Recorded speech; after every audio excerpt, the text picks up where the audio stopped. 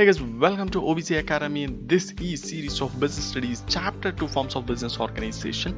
If you still not subscribed, consider it because we have tons of videos like this.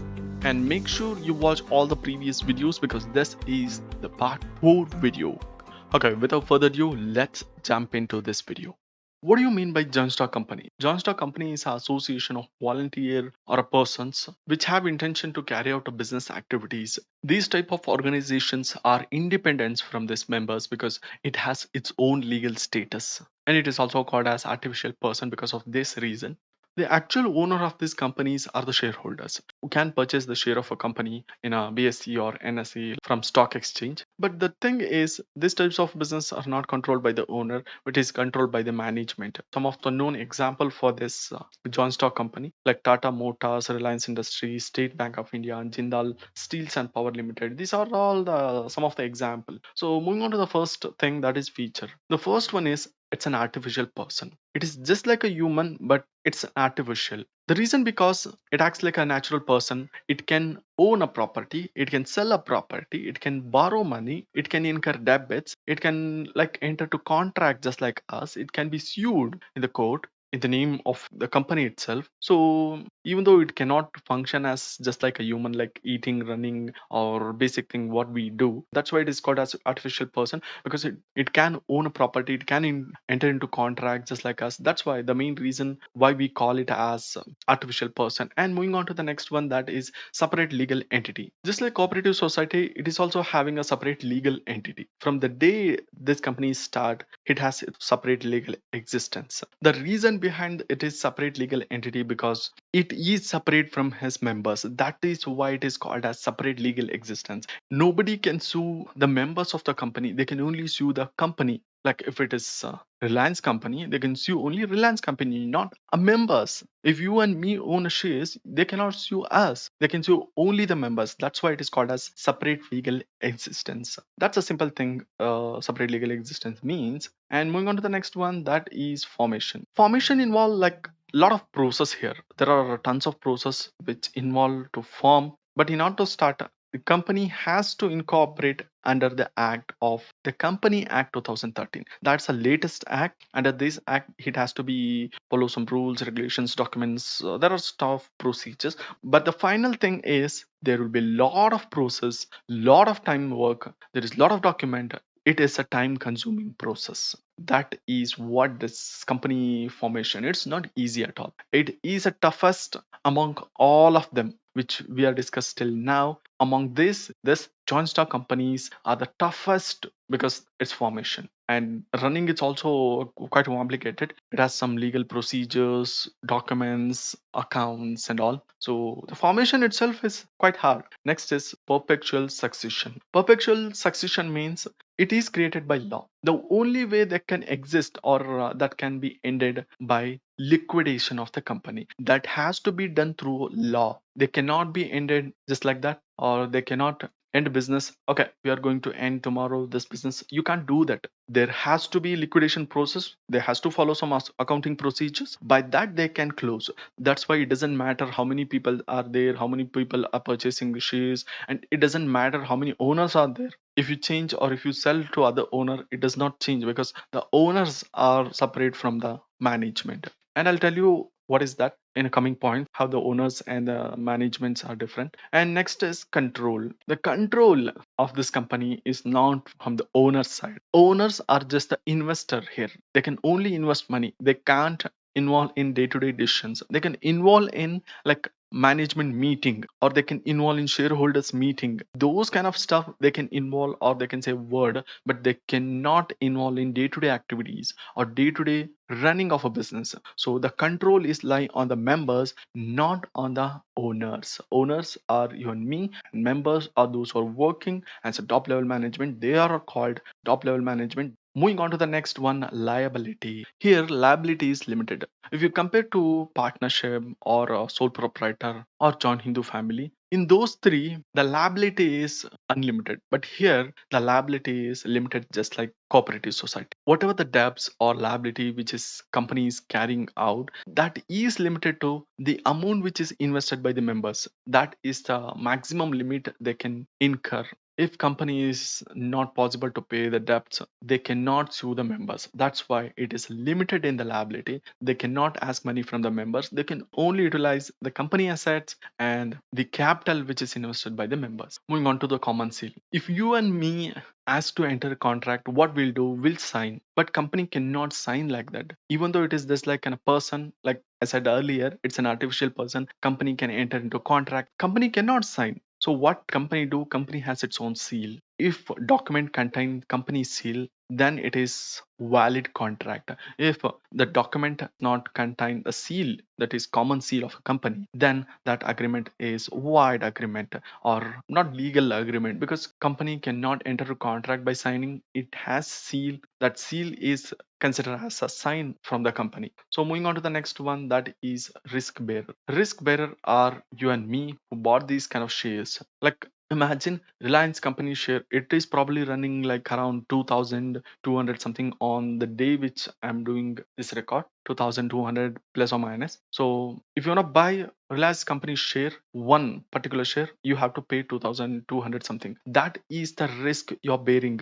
Maximum amount you can bear if company goes bankruptcy, or that means loss, you are bearing a risk of 2200 something. That is the risk you are bearing by purchasing the share of that company. By investing that money, if they do business and loss even more amount than that, they can ask you to fulfill the debts, because you already taken off risk of shares. Okay, now we are moving on to the merits. Like we already discussed in previous all the videos, I don't want to go through in depth. If I said heading only, you'll get what is that limited liability. You all can understand what is limited liability. A liability which only limited to some particular amount, that is called limited liability. So here members have limited liability. And next, moving on to transfer of share. Just like I said, these shares are transferred in seconds. If you don't like today, if you bought Reliance Industry share and if you're selling it next week or next year, you can sell at instant moment. If you like to sell, it's not like land. If you want to sell, just click on sell button. Less than second, you can transfer your interest, or you can transfer your capital into money, or that can be transferred to someone if you don't like if you don't like Reliance Industry share and if you want to buy Infosys share, you can just do that in a second. Yes, in a minute you can sell Reliance Industry share and you can buy Infosys share. That's fast as that, and that's why it is called as transfer of interest as fast here. Moving on to the next advantage, perpetual existence. Perpetual existence is already discussed in cooperative society, even though it won't affect by the members. If member dies or if member transfer the share to somebody else, it won't affect and it will be running forever. It is created by the law, and the law has to end this by liquidation. They cannot end just like that. Moving on to the next one, scope of expansion. Here's the scope of expansion is more huge, because the money you get as a capital are more. You can expand your business globally at any moment because you have that much of amount or that much of capital. That's why you can expand your business at any moment. Moving on to the next one, professional management. Check the Infosys company profit every year, how much profit they are making and how much reserve they have in the bank account. So by that you can tell how many money they can earning through their process or through their business. From that they can pay a good salary. If you ask top level management salary of Infosys people, they'll tell you like in lakhs. Because of that much of profit which they are making, they'll pay high level of profit. So they can hire professional management instead of like half knowledge people or semi skilled people. They will hire a fully knowledge people and professional people. By this they can run business smoothly or in effective manner. Moving on to the limitations of this joint stock company, the first limitation is complexity in nature. The first thing is it need lot of time, effort and knowledge and document process. It has its own complexity in nature because of the formation itself. It need more time, it need more money, it need more documents, knowledge. So the formation is very complex here. That's the first limitation. And moving on to the next disadvantage, that is lack of secrecy. Company cannot maintain secret because time to time they has to publish their documents, their accounts to the public, because public invested money for this company. That's the main reason they cannot maintain secrets. There has to be public meeting, there has to be shareholders meeting, there has to be information in their website. So there is very less chance to maintain secrecy here. Moving on to the next one, impersonal work environment. Imagine you have a grocery shop in your name and that business is run by somebody else. Like you are paying salary for them. How much personal effort they will put? They won't put personal effort. Like they will leave at exactly the fixed time and they'll come exact time, and sometimes they may come late. They won't take personally because business is yours. Whatever business profit which you are earning will be completely given to you, and however the profit or loss you have to pay salary for them, so the business won't affect them. Even though your grocery shop is making 0 rupees, you have to pay salary, so they'll create a impersonal work environment. When the owner and the management of a business is separated, they'll create impersonal work environment, because when we do our work we'll put personal effort. When we do somebody's work we won't put personal interest. That's what this point says. And moving on to the next one, numerous regulation. Just like I said, it has many legal formalities. Like there are tons of legal formalities from start to end. Even after a formation, there has to submit accounts. There has to be some audit done. It has to file reports every year. There are a lot of documents to form and to run. There are a number of legal formalities are there. So it is time consuming, as well as number of paperwork or document has to be prepared every year. So that's why it is called as limitation, delay in decision making. The reason behind the decisions are delayed because of the hierarchy means top level management hires middle level management to delegate work, and these middle level management delegate the work to lower level management. These types of hierarchy will create a delay in decision making. Like if supervisor want to bring change in that area which he is working, he has to conduct meeting and has to talk with middle level management, and middle level management has to conduct meeting, and that will be sent it to top level management. So here the procedure itself is delayed. So higher the number of people, higher the headache. Just like that, delay in decision making. And moving on to the next one, oligarchic management. Oligarchic management is simple, just like in this picture. Usually that is careless or negligence. Okay, the negligence happens in these ways. Usually, like owner of a companies are you and me, the shareholders, and the management of companies are the top level management. Usually, when they call meeting, general meeting, there are less percentage of people will attend the general meeting. Due to that, they have a freedom. They cannot be questioned. Even though if you question about some particular decisions, they'll neglect. They'll only do whatever they want and what is right for them. So the oligarchic management is this. Even though you are owner, the actual business is running by the small group of top level management. That is called oligarchic management. They're neglecting their owner. Moving on to the next one, that is conflict in interest. Like there are so many conflict in the company because of so many aspect of a company. Like there are employees, there are consumers, there are management, there are shareholders. Everybody has their own interest. Like employees want higher salary, a consumer want higher quality, like shareholders want higher return. These kind of interests will create a conflict among all of them. You cannot balance everyone. So this will be there in every company, and that is the disadvantage of joint stock company.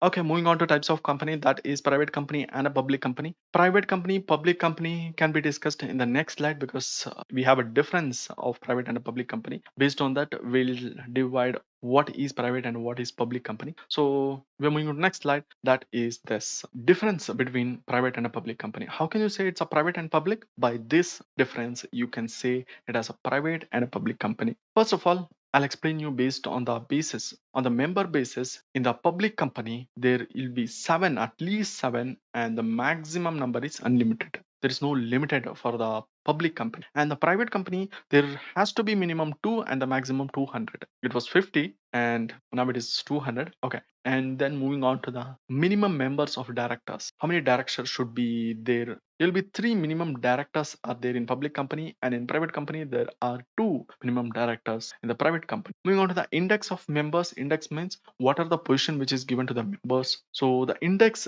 in the public company is compulsory, and the private company there is no compulsory for the index. Then moving on to transferable share, there is no restriction to transfer share. Just like Tata Motors have no restriction to transfer share. I can buy shares and you can buy shares at any moment. So those are called public company, like Reliance, Tata Motors, Infosys, Wipro. If you move on to the private company, there is restriction to transfer share. Moving on to the invitation to public to subscribe the shares. In a simple word, you are asking public to buy your shares. In the public company, you can invite. It is possible. It is possible to ask for the shares or debenture. Debenture is kind of a loans. they'll ask some money from you, like 1 lakh, 2 lakh, and they will pay some interest for you. So next is, in the private company, you cannot invite public. You cannot invite public to subscribe share. So this way you can say this is public company and this is private company. Moving on to the next one, choice of forms of business organization. How can you choose this? You can start this or you can start there. By the factors, you can choose which has more advantage and which has least advantage. So these are the factor which influence the choice of business. The first factor is availability of capital. The most advantage here comes from the company, and the least advantage is sole proprietor, because there will be only one person. You cannot find more number of capitals or huge capitals in a company. They can generate huge number of money through debts or through public subscribe. Moving on to the next one, that is cost of formation. The most advantage of these kind of organizations are sole proprietor. In order to start sole proprietor, you don't need that much of money. You can start at simple go, but in order to start a company, you need a large amount or huge amount. So the least advantage goes to company. And moving on to the next one, that is ease of formation. Which one has ease of formation? Obviously you all know sole proprietor has the easiest to formation way. You can start at any moment. And you know which has more disadvantage, which we discussed just a few minutes ago. So the company has more disadvantage. Moving on to the next factor, that is transfer of ownership. You cannot transfer easily. Companies has most advantage which can be transferred easily, except in the private company you cannot transfer easily, but in the public company you can transfer the shares easily. But the least advantage goes to the partnership. Partnership cannot transfer the share easily, even though sole proprietor can transfer share easily because he's a single person. He can transfer share at any moment. It may take some days, some months, but you cannot transfer. You can only leave that partnership. The least advantage goes to partnership. Moving on to the next factors, that is managerial skill. Companies have managerial skill because they have that much of money to hire a talented people. So the managerial skill can be hired by these kind of people. The least advantage goes to sole proprietor because he cannot hire talented people because he cannot afford to pay the salary. Moving on to the next factor, that is regulations. Sole proprietor has least, that means most advantage in regulations. He has full control in his hand. He can close, he can start, he can like do whatever he want. But the least advantage goes to company because there are a lot of regulations which are formed by government, and it has some act like company act. Like there are tons of process are there not to start, in order to run. Moving on to the next factor, that is flexible. The flexibility is lie on sole proprietor. That's very easy because you don't need to ask any person. That's why he has most advantage. And the least advantage, company, because you have to go through procedure, you have to go through law. Whenever you want to change, you have to take meeting with the owners and concern all documents before doing any changes, because is that given in the law, is that illegal for the law, like that there are a lot of process, so you cannot change however you want. Continuity, the most advantage is for the company because they cannot change by the members. It will be running forever. It can be bring by liquidation. So the least advantage goes to sole proprietor. The continuation will end after his death or whenever you want to close that business. Moving on to next factor, that is liability. The liability is unlimited in the sole proprietor. That's why it has the least advantage. Whatever the debts he has made, he has to bear with his personal asset. But in the company, members won't pay. So they have most advantage. Moving on to the next one, that is comparison. Difference between all of the different forms of business organization.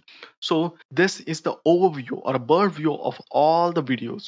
So we discussed based on the comparison of sole proprietor, partnership, joint Hindu family business, cooperative society, and company. You guys already know about this in depth, but this is overview again. So I don't go in depth. So let's start this formation. The formation is in the sole proprietor minimalistic, and it won't need that much of formalities. It is easy to form, easy to close. And in the partnership, registration is optional. If you want, you can do. Easy to form. When compared to sole, it's quite hard, but when compared to others, it is easy to form. In joint Hindu family business, less legal formalities, exemption from registration, easy to form. In cooperative society, registration is compulsory, greater legal formalities, that means high legal formalities. In the company, lot of registration, lot of legal formalities, expensive process. Registration process is compulsory. So formation is like this. Moving on to the members. In sole proprietor, only one member is required. That means only one person. And in the partnership, minimum 2, maximum 50. In joint Hindu family business, at least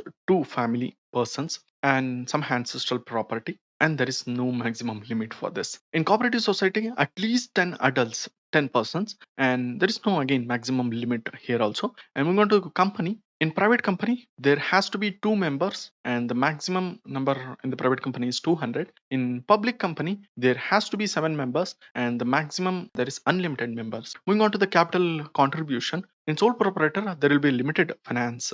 In the partnership, it's also limited, but more than sole proprietor. In joint Hindu family business, the ancestral property. And in cooperative society, there will be limited because of less return, capital formation will be less. In company, there are large financial resources when compared to all of the forms of organization. Moving on to liability. In sole proprietor, unlimited liability. In partnership, unlimited liability. In joint Hindu family business, Karta has unlimited liability and other members are limited in liability. In cooperative society, limited liability, and company, limited liability. Moving on to the next, control and management. Everything is controlled by one person. He can take decisions, he can manage everything. That is in sole proprietor. In partnership, partners take decisions with all the concerns of all the partners. In joint Hindu family business, Karta has a dominant power, so he will take a position or he will take decision. And cooperative society, elective representative control the business. And in company,